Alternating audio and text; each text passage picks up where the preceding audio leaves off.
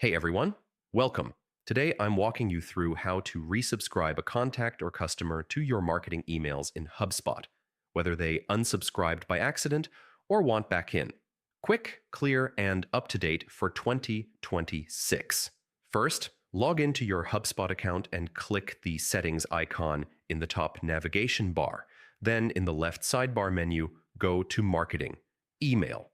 If the contact has previously received a marketing email from you, one of the simplest ways is for them to open that past email.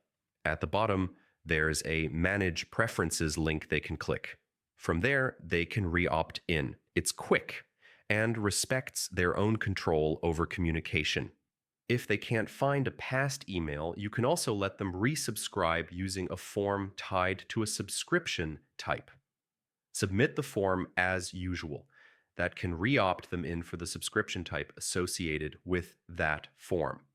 If you're on Marketing Hub Professional or Enterprise, you can set up a resubscription email to make the flow smoother. That way, when an unsubscribed contact submits a form, HubSpot sends them an email with a link.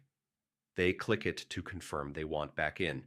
To do that, go back to Marketing, Email, Subscriptions, toggle on the resubscription email option, then Customize and save it. One important caveat: if a contact manually unsubscribed themselves, you cannot forcibly resubscribe them on their behalf. Only if your team manually opted them out is there a chance to remove opt-out from all email. Otherwise, the contact must take action themselves. And that's it. Those are the main compliant ways to get a contact resubscribed in HubSpot. Use the Manage Preferences link, a form tied to a subscription type, or a resubscription email if your plan supports it.